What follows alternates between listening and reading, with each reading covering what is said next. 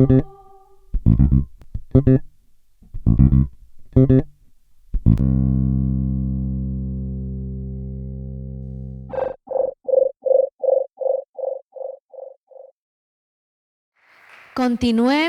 aquesta nit de connexions, de networks i de cervell, perquè tot està relacionat amb un noi que es diu Andreu Meixide, que és un arquitecte i també un documentalista que també té una vessant de treball social des del seu món del audiovisual. Ha creat el Festival de Creative Commons en Barcelona. Benvingut, Andreu Meixide. Mentre carreguen l'àudio, per si em sent bé, agrair a Patrícia i a l'organització i a la biblioteca per aquest espai fantàstic per acollir avui aquest acte de l'AI Cataluña. Yo creo que para hacer un panorama entero, hemos empezado con el inglés, luego el catalán, yo lo voy a hacer en castellano porque soy hijo de gallegos y perfecto bilingüe, con lo cual con esto ya demuestro que Cataluña es absolutamente normal en cuanto a la convivencia de lenguas y plural.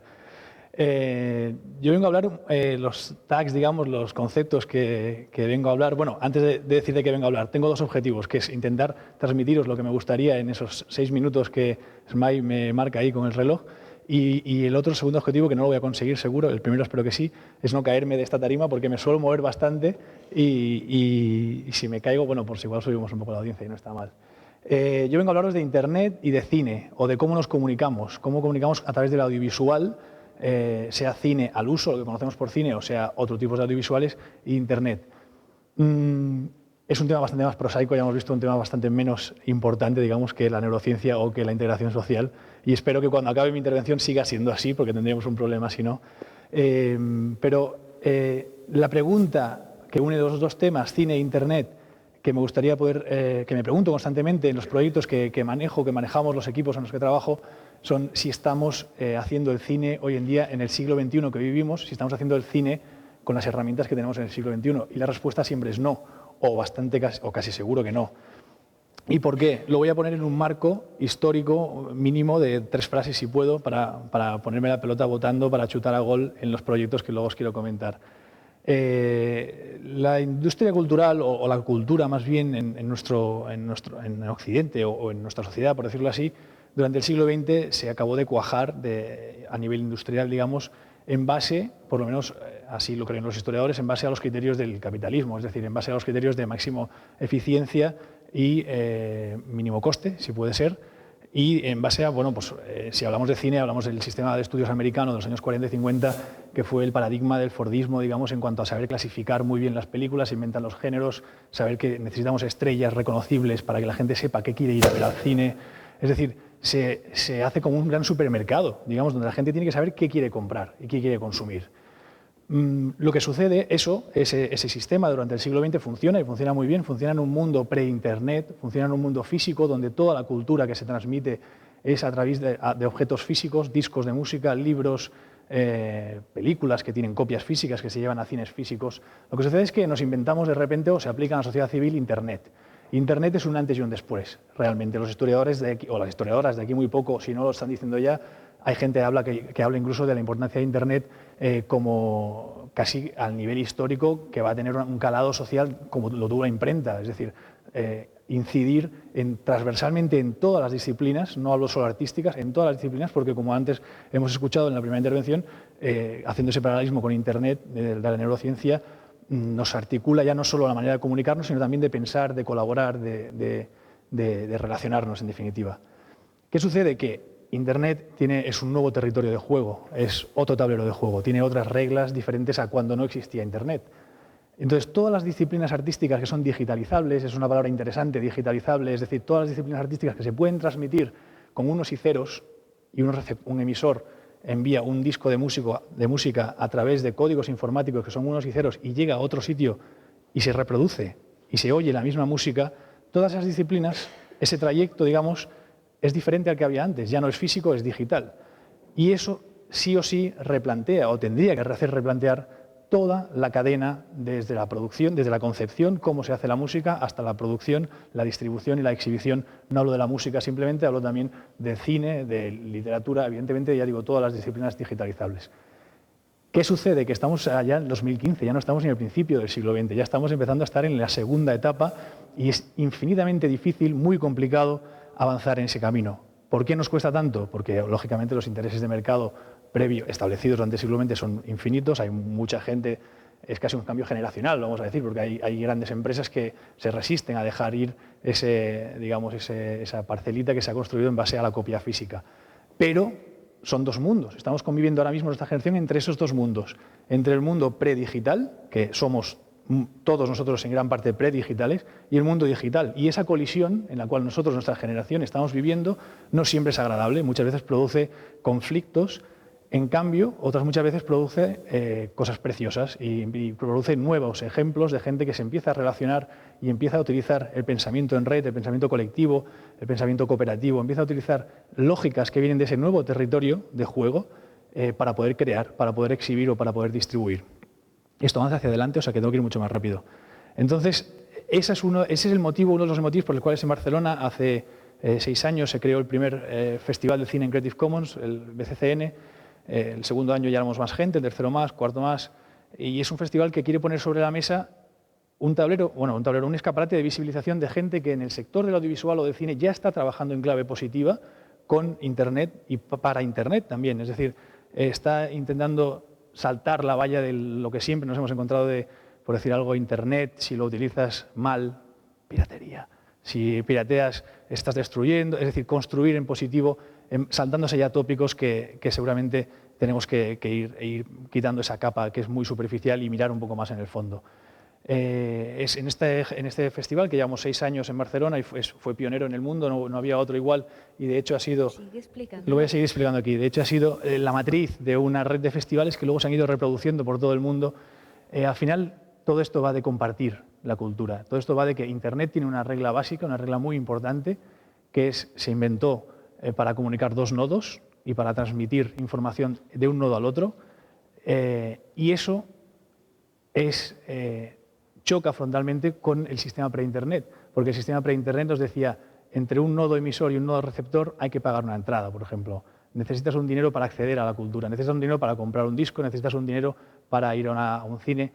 En cambio, en Internet, ese dinero no tiene por qué pagarlo el usuario solamente en ese acceso a la cultura. Se tienen que inventar nuevos modelos, seguramente muchos modelos diferentes, de darle la vuelta a ese calcetín y hacer viable la creación y la generación de cultura dignamente remunerada, evidentemente, por los profesionales, pero saltándose también esos corsés que nos es muy difícil hoy en día todavía sacarnos de encima, o esas mochilas pesadas de herencias del siglo XX, porque, como he dicho antes, es un cambio que es lento y que no va lo tan ágil como nos gustaría a los que intentamos poner sobre la mesa propuestas positivas y de visibilización de gente que ya está trabajando en esa línea y que no solo con el Festival de Barcelona, en Zaragoza, por ejemplo, hemos podido arrancar otro festival de narrativas de cine que ya surgen desde el pensamiento en red o desde el pensamiento o narrativas de cine que están destinadas exclusivamente a la red, ya no son películas que vayan a un cine, opten a ir a un cine, sino que son películas que optan a que se vean mucho y cuanto más mejor a través de los ordenadores o los iPads. Pero no solo por un hecho de máxima de visibilidad, sino por un hecho de utilizar las herramientas de ese nuevo terreno de juego, maximizarlas con unos objetivos. Si además esos objetivos son sociales, que es donde ya se sitúa mi otra pata de interés, entonces abrimos otro debate, claro. Pues es un poco, me trae a la mente un poco la revolución industrial, ¿no? Cuando pasó la revolución industrial hubo un gran remesón en la sociedad en todas sus esferas y claro que habían muchos tiras y aflojas entre diferentes sectores. Quizás estamos en medio de una revolución tan grande como la industrial. Sin duda. Yo también he dicho sin duda demasiado rápido, igual aparecerá algún historiadora en el fondo de la sala que me dirá papanatas, pero yo así lo vivo, o sea, yo lo percibo. Sí que es cierto que, por ejemplo, hay sectores dentro de la sociedad, el sector activista, por ejemplo, el sector hacker, digamos, o sea, hay sectores que tienen mucho más claro que ese cambio va a llegar o ha llegado ya y viven así de esa manera, pero la sociedad general me parece que todavía nos falta madurar mucho la importancia de este cambio, la importancia de Internet en nuestras vidas y la importancia de Internet a nivel transversal en todas las disciplinas. Quizás somos conscientes de la importancia de Internet, pero no hemos adaptado las estructuras a esos cambios, porque si hoy en la televisión salió que el gran problema de la piratería, España como uno de los países de mayor piratería del mundo, quizás será que aún nos falta adaptar las maneras de remuneración para los artistas y creadores y productores de contenidos. ¿Qué crees? Totalmente. El discurso nosotros cuando empezamos el primer año del festival aquí en Barcelona, del primero, el segundo, el tercero, los primeros años de BCCN, Barcelona Creative Commons Film Festival, siempre hemos tenido una vocación de llegar a la máxima audiencia posible, no quedarnos en un círculo reducido de activistas, sino llegar a la audiencia, porque al final es cine, son películas que está muy bien que las podamos ver.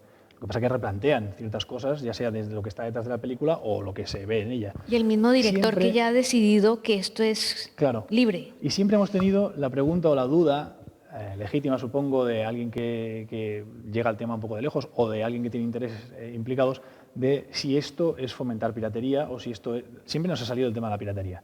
La respuesta es muy sencilla. La piratería, yo lo veo así, es una opinión personal, no es una causa de nada, es una consecuencia de que, como dices tú, no hay una oferta, no hay una estructura detrás lógica y coherente al medio, y que además lo que tenemos que saber es que lo que es este momento tenemos que aprovechar es que esa lógica y esa estructura coherente no solo la marquen las grandes empresas, sino que la marquemos lo que nos vaya bien a la mayoría de la ciudadanía. Y la pregunta es, yo sé que es difícil, no sé, me imagino que es difícil de contestar, ¿cómo lograr que los creadores y los músicos y los que hacen audiovisuales y los compositores y esta gente esté remunerada?